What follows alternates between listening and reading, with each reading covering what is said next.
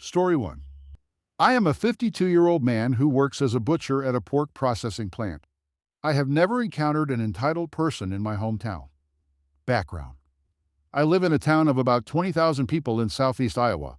I've lived here my entire life, except for the 6 years I spent in the military, serving in Operation Desert Storm. Although it's been 25 years since I was discharged in 1996, it remains relevant that people often mess with those they know little about. The story. The other day, I was at a neighborhood grocery store, which we'll call HV for anonymity, buying a couple of loaves of bread because I had run out. At HV, the employees wear a red polo shirt with the company name embroidered on the left breast area in white, paired with khaki or black pants, and different colored aprons: black for the Delimac counter, red for the floor and front area, green for floral, and a white lab coat for the pharmacy. I couldn't have been in the aisle for 10 seconds when I felt a pair of eyes on my shoulder. I turned with a start, causing the woman directly behind me to frown. I'll call her Karen. Me? You shouldn't stand behind people like that. You don't know how they'll react. Karen, I need your help. Stupidly, I didn't register how she said that, which should have set off alarm bells. Now, some people state their anger is on a short fuse. I don't have a fuse. I have a button. Push it, and it's Armageddon. Despite this, I've been pretty good at keeping it suppressed. I'm usually very level-headed. I've had enough violence in my life and would give anything to live in peace. Me? If you want help, you should ask one of the employees. Karen? I am. Me? Huh? The realization suddenly hit me like a tank. She was talking to me. Me? Ma'am, I don't work here. I was wearing a black t-shirt, black cargo pants, black socks, and black sneakers. There was nothing about my attire that indicated I worked there. However, Karen must have been both blind and deaf. Karen, don't lie to me. You work here. By this time, I could feel myself losing control. This insufferable person was wearing my patience thin. Me? What about my clothes says I work here? Karen, you're wearing an employee uniform. You need to help me now. Oh, bad move, Karen. I'm about 6'1" and weigh about 210 pounds. I'm not a small guy, and my voice is fairly deep. When my volume goes up, I can get very intimidating. I've scared more than a few people. At this point, manners went out the window. I'd had enough. Me matching her shrill scream with a booming growl. What part of I don't work here do you not understand, you irritating pencil neck? After Karen lost the surprised look on her face, she balled up her fists and got a "I'm going to beat you up" look. I saw this and, at the same time, noticed a couple of employees behind me. So, I returned her look with a "go ahead and try it" look. Me.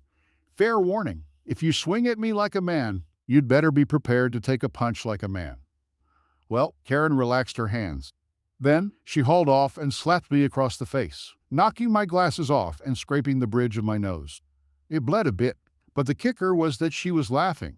Apparently, Karen thought I wouldn't do anything. However, she tangled with the wrong guy. She turned to look at me, and I put her on her butt with a slap across her face. Me. I warned you. Karen decided to play her trump card. Karen, I'm going to have you arrested. I smiled widely and pointed to the security cameras installed in the ceiling at each end of the aisle. Me. Have a nice day. I grabbed my 2 loaves of bread and walked to the front to pay, while Karen was frog marched to the office at the back of the store. I found out the next day that the grocery store decided to suspend her from the establishment for 30 days. Sucks to be her. Story 2. My ex and I had a business deal with legal contracts. Sadly, I was naive and did not know the contracts had no legal weight.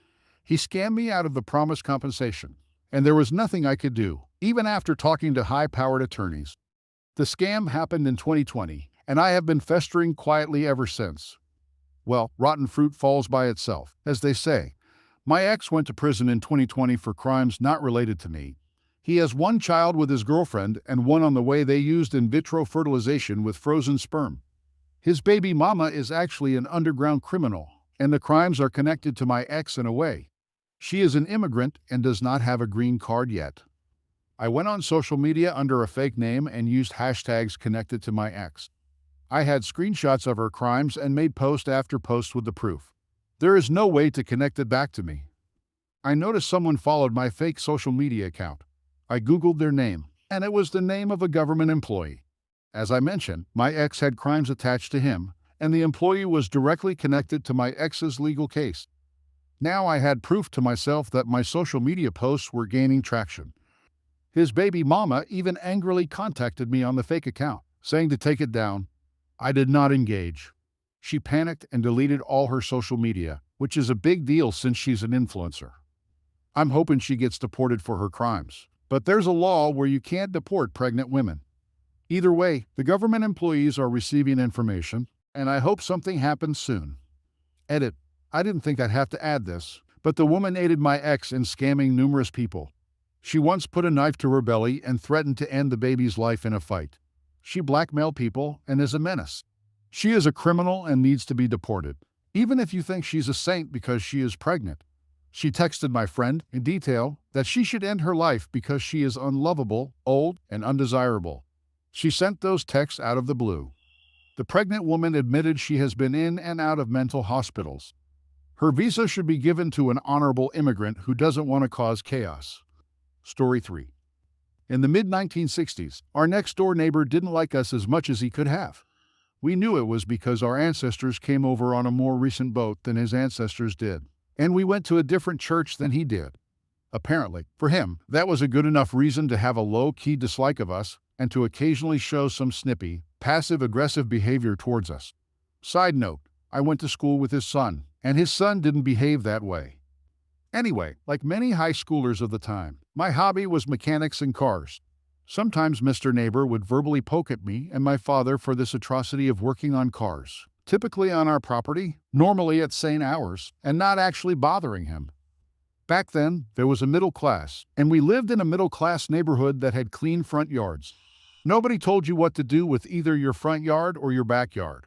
To be clear, homeowners associations were not a thing yet. Our tract would never get one because of reasons, and Lady Bird Johnson had yet to declare war on residential blight.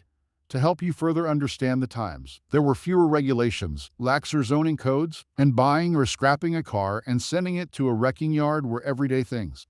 There was no minimum age requirement to buy, sell, or scrap a car. Easy peasy. I miss those days. There were fewer people around, even in a big city, but I digress. My father, who didn't get annoyed at too many things, had pretty much had enough of the neighbors whining at me. So when I proposed the plan, much to my surprise, he had no objections. I wanted some parts off the shell of a 1952 Ford that was missing most of its drivetrain. So I bought the car, had the car dolly towed to our house. 4 of my like-minded friends from school dropped by. We pulled off the rear axle assembly, the wheels, and various other parts that I wanted, and manhandled the remains onto our front lawn, upside down. We rolled it over onto its roof and pushed it up onto our side of the parkway in our front yard about 3 feet from the neighbor's property line. The neighbor was shocked into disbelief. There was literally nothing legal he could do about this blight, this upside-down shell of a car, and it stayed there for about 9 months until my father and I got tired of looking at it. It was an eyesore, but it was worth it, and it didn't take the grass too long to grow back. The neighbor stopped whining at me. Spoiler, in later decades, as everyone began to head for retirement age and for the great beyond, he decided that my parents were actually decent people after all. Better late than never. Story 4. First off, this story occurred many years ago. Let me give you a rundown of the laws around divorce where we lived at the time. Both parties need to agree to the divorce unless one party can prove the other party is at fault. This would mean something akin to cheating, although there are other reasons, but cheating falls into this category.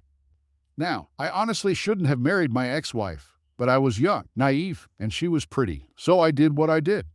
After our first year of marriage, I concluded I wanted to end our marriage. It wasn't working out for many reasons. However, my ex-wife did not want a divorce. Her life was better being married to me than without me, and I think she was trying to hold on to that. But there was no love. My ex-wife set a price of $100,000 to agree to a divorce. This does happen here, where if one party wants a divorce and the other doesn't, the party that doesn't want the divorce comes up with a cash payment they want, and you negotiate from there. I didn't have $100,000. I could get about $25,000, and I was willing to pay that. Also, we had no kids and didn't own anything together. We spent a long time going back and forth over money and how much I'd pay her to divorce me. She finally agreed, and I was thrilled. I was so happy. I decided I would go out and celebrate, and that night, the stars aligned. To give you an idea of how utterly lucky I was about to get, we lived in a city about the size of Chicago, many millions of people, lots of places to go. My friend took me to a new bar in a part of the city I had never been to before. We celebrated, had a good time, and I walked out of the bar around 2:30 a.m. It was like Christmas. There was my wife with another man. I had a hunch she was cheating on me, and I was so happy. She was heading for a taxi, and I ran and got into a taxi behind her and told the cab driver to follow them. Much to my enjoyment, the taxi was clearly going to my house. She got out, I pulled out the camera, and I got a few pictures of her being intimately close to this man. Once I got the photos, I immediately emailed them to my work account to protect them. I got out of the car and approached the two lovebirds. I introduced myself, thanked the kind gentleman, and made one request. If you want to have sex, don't have it in my house. That's all. I then handed her lover my business card. I thanked him for all the money he'd saved me and told him if he ever wanted to grab a beer, I'd be happy to buy him a few rounds. I then wished the two lovebirds all the best and went upstairs to bed. To say my ex-wife was livid is an understatement. However, the next morning, she pointed out something that concerned me. She said since we had already agreed to divorce, it wasn't really cheating, and I would still have to pay her. That afternoon, I got a phone call from my ex-wife's boyfriend. He apologized for cheating with my ex-wife. I told him no worries. He then said he'd like to talk to me. We agreed to meet up, and we did. It turns out he had previously been cheated on, and my ex-wife lied to him about our relationship status. She said we were waiting for our divorce to be finalized, which was not true, and that she didn't live with me anymore, which was also not true. Their relationship had begun about 6 months prior, and she told him we were separated when we most definitely were not. Whoops. I asked him if he had any documentation of them dating, and he said yes. He ended up sending me all the pictures he took of them together. He also sent me numerous screenshots of text messages between her and him, some of which included her clearly lying about her relationship status with me. I put all of this in a folder and backed it up to numerous places, including a USB drive, which I hid in my office at work in case she found a way to delete the data, which she never did. I then went to my ex-wife and sat down with her. I went over the mountain of evidence I had against her. Option A, she agreed to a non-contested divorce. I will give her 30 days to move out. She gets nothing from me, and I get nothing from her.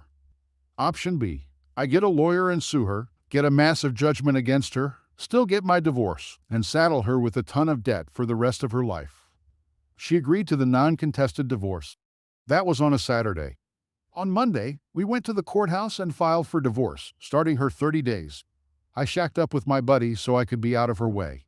We had a court hearing a few weeks later. The judge made it clear we were doing a non-contested divorce.